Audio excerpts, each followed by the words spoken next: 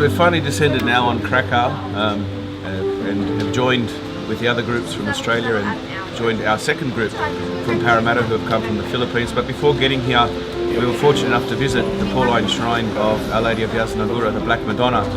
And in the Gospel reading on that day, we heard how our mother's gaze recognised that the wine had run dry. And I reminded the pilgrims that that same gaze that our mother had at Cana is the gaze that she has on us as we pilgrim through our journey here in Poland, but also in Krakow. And it was something that helped us yesterday when we visited Auschwitz and Birkenau, those concentration camps where so many lives were lost, not only from Jewish people, but also of Poles, of political prisoners, going past the wall of death where so many people were assassinated, and Maximilian Kolbe's cell as well.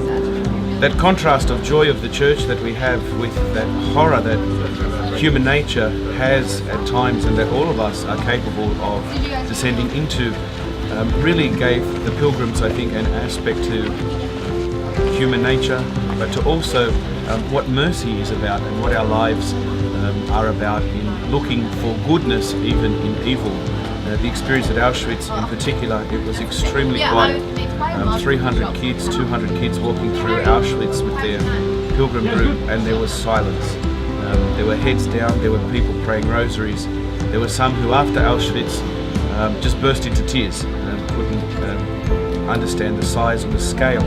It's something that history books don't capture, but when you're there and you see the chimneys, when you're there and you walk the 2 kilometres that we did, and that was only part of the Birkenau camp, you really see the mass scale that these people that the Nazi regime had in wanting to annihilate and to eliminate an entire race of people. But then we came to Calvaria and we're reminded of the mercy of God at Mass and celebrated a wonderful Mass at the sanctuary there, which brought again a sense of joy to our group and to the pilgrims. So it's been a wonderful journey, and now we continue here in Krakow.